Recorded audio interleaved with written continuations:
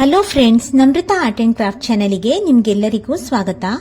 ಇಂದು ನಾವು ಬೆಂಗಳೂರಿನ ಪ್ರಸಿದ್ಧ ಇಸ್ಕಾನ್ ದೇವಾಲಯ ಕನಕಪುರ ರೋಡ್ನಲ್ಲಿ ನಡೆದ ಭಕ್ತಿ ಮತ್ತು ಸಂಸ್ಕೃತಿ ಪ್ರಯಾಣಕ್ಕೆ ಹೋಗಲಿದ್ದೇವೆ. ಇಲ್ಲಿ ನಾವು ದೇವಾಲಯದ ಇತಿಹಾಸ, ದೇವತೆಗಳು, ವಿಶೇಷ ಕಾರ್ಯಕ್ರಮಗಳು ಮತ್ತು ಹಬ್ಬಗಳ ಬಗ್ಗೆ ತಿಳಿಯುತ್ತೇವೆ. ಮೊದಲನೆಯದಾಗಿ ಈ ದೇವಸ್ಥಾನದ ಪರಿಚಯವನ್ನ ಇವಾಗ ಮಾಡ್ತೀನಿ. ಇಸ್ಕಾನ್ ಟೆಂಪಲ್ ಬೆಂಗಳೂರು ಅಧಿಕೃತವಾಗಿ ಶ್ರೀ ರಾಧಾಕೃಷ್ಣ ಟೆಂಪಲ್ ಎಂದು ಕರೆಯಲ್ಪಡುತ್ತದೆ. ಕರ್ನಾಟಕದ ಬೆಂಗಳೂರು ನಗರದ ಕನಕಪುರ ರೋಡ್ನಲ್ಲಿ ವಿಸ್ತಾರವಾದ ಹರಿಕೃಷ್ಣ ಭಕ್ತಿಯ ಕೇಂದ್ರವಾಗಿದೆ. ಇದು international society for Krishna consciousness ಅಡಿಯಲ್ಲಿ ಕಾರ್ಯನಿರ್ವಹಿಸ್ತಾ ಇದೆ. ಭಕ್ತರಿಗೆ ಆರಾಧನೆ, ಧ್ಯಾನ ಮತ್ತು ಭಗವದ್ಗೀತೆ ಅಧ್ಯಯನದ ಅವಕಾಶ ಇಲ್ಲಿ ಮಾಡಿಕೊಡಲಾಗುತ್ತದೆ. ಇನ್ನು ಇಸ್ಕಾನ್ ಬೆಂಗಳೂರು ದೇವಾಲಯವನ್ನ 1997ರಲ್ಲಿ ಸ್ಥಾಪಿಸಲಾಯಿತು.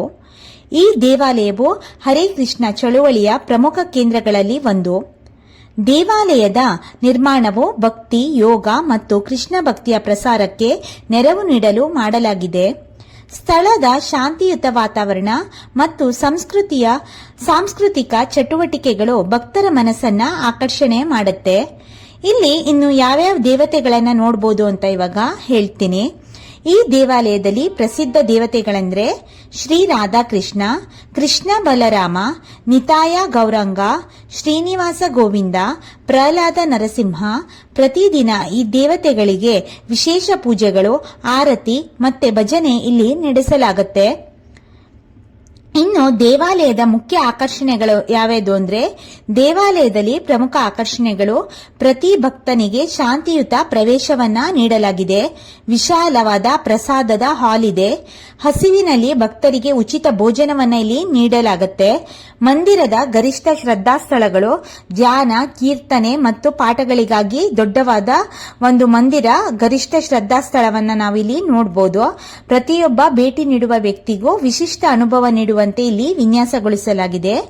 ಇನ್ನು ಇಲ್ಲಿ ಯಾವ್ಯಾವ ಕಾರ್ಯಕ್ರಮಗಳು ಮತ್ತು ಸೇವೆಗಳನ್ನ ಕೊಡಬಹುದು ದೇವಸ್ಥಾನದಲ್ಲಿ ಅಂತ ಇವಾಗ ಹೇಳ್ತೀನಿ.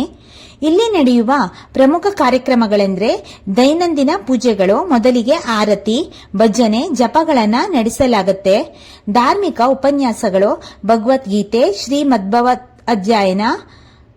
ಸಾಮಾಜಿಕ ಸೇವೆಗಳು ಯಾವ್ಯಾವ್ದು ಮಾಡ್ತಾರೆ ಅಂತ ಇವಾಗ ಹೇಳ್ತೀನಿ. ಆಹಾರ ಹಂಚಿಕೆ, ಯುವಜನ ಕಾರ್ಯಕ್ರಮಗಳನ್ನ ಇಲ್ಲಿ ಮಾಡ್ತಾರೆ. ಇನ್ನು ಸಾಂಸ್ಕೃತಿಕ ಕಾರ್ಯಕ್ರಮಗಳಂದ್ರೆ ನೃತ್ಯ, ಸಂಗೀತ, ಹಬ್ಬಗಳ ಆಚರಣೆಯಲ್ಲಿ ವಿಶೇಷವಾಗಿ ಮಾಡ್ತಾರೆ. ಇನ್ನು ಇಲ್ಲಿ ಯಾವ್ಯಾವ ಹಬ್ಬಗಳಿಗೆ ವಿಶೇಷವಾಗಿ ಆಚರಿಸ್ತಾರೆ ಅಂತ ಇವಾಗ ಹೇಳ್ತೀನಿ. ಇಸ್ಕಾನ್ ಬೆಂಗಳೂರು ಇಲ್ಲಿ ಪ್ರತಿ ವರ್ಷ ಹಬ್ಬಗಳು ವಿಶೇಷವಾಗಿ ಆಚರಿಸಲಾಗುತ್ತದೆ. ಜನ್ಮಾಷ್ಟಮಿ, ಕೃಷ್ಣನ ಜನ್ಮೋತ್ಸವವನ್ನ ಅತಿ ವಿಜೃಂಭಣೆಯಿಂದ ಮಾಡಲಾಗುತ್ತದೆ. ರಾಧಾಷ್ಟಮಿ, ರಾಧಾ ಶ್ರೇಷ್ಠ ಹಬ್ಬವನ್ನ, ಜ್ಯೇಷ್ಠ ಹಬ್ಬವನ್ನ ಮಾಡಲಾಗುತ್ತೆ. ಗೌರ ಪೂರ್ಣಿಮಾ, ಲಲಿತ ನೃತ್ಯ ಮತ್ತು ಭಜನೆಯನ್ನ ಆವತ್ತಿನ ದಿನ ಆಚರಿಸ್ತಾರೆ. ವೈಕುಂಠ ಏಕಾದಶಿ, ಧಾರ್ಮಿಕ ಮಹತ್ವದ ದಿನವಾಗಿ ಇಲ್ಲಿ ವಿಷ್ಣುವನ್ನ ಪೂಜೆಗೆ ಸಲ್ಲಿಸ್ತಾರೆ. ಈ ಹಬ್ಬಗಳಲ್ಲಿ ಭಕ್ತರು ಸಾವಿರಾರು ಸಂಖ್ಯೆಯಲ್ಲಿ ಭಾಗವಹಿಸ್ತಾರೆ. ಇನ್ನು ಇಲ್ಲಿ ಸಂದರ್ಶನ ಮತ್ತು ಅನುಭವ ಹೇಗಿರುತ್ತೆ ಅಂತ ಇವಾಗ ಹೇಳ್ತೀನಿ. ನಾನು ಈ ದೇವಾಲಯವನ್ನ ಮೊದಲ ಬಾರಿಗೆ ಭೇಟಿಯಾಗಿದ್ದು.